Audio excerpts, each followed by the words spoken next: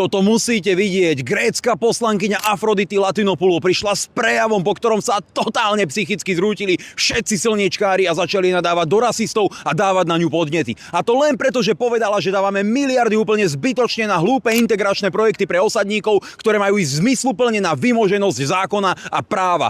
Pozrite si jej prejav a sami si urobte vlastný názor. Mala či nemala pravdu. Μόνο τα τελευταία 10 χρόνια η Ευρωπαϊκή Ένωση έχει μοιράσει από τα δικά μας χρήματα πάνω από 3,5 δισεκατομμύρια για τη δίθεν ενσωμάτωση των γύφτων. Ναι, αυτών που στην πλειοψηφία τους, σε όλη την Ευρώπη αλλά και στην Ελλάδα, ζουν εις βάρος των υπόλοιπων πολιτών. Που ζουν σε παράνομους καταβλισμούς και ασχολούνται με εμπόριο όπλων, ναρκωτικών, ληστείες, κλοπές, ρευματοκλοπές, αιμομιξίες, γάμους ανηλίκων και πολλά ακόμα. Και σε αυτούς δίνεται δισεκατομμύρια δίθεν για να ενταχθούν. Για πείτε μου, πόσους αιώνες ακριβώς πρέπει να περιμένουμε να ενταχθούν οι γύφτοι? Φτάνει πια με τα επιδόματα στους παραβατικούς. Ούτε μισό ευρώ σε όσους έχουν παρανομήσει. Δεν πρόκειται για καμία ευπαθή ομάδα. Ευπαθείς ομάδες είναι τα θύματά τους. Τέλος με τις διακρίσεις υπέρ τους. Φτάνει πια με τις αριστερές ιδεολειψίες. Η Ευρώπη δεν γεννάει λεφτά και λεφτόδεντρα δεν υπάρχουν. Αντίθετα, τα μαζεύει με υπέρμετρη φορολογία που πνίγει τους ελεύθερους επαγγελματίες,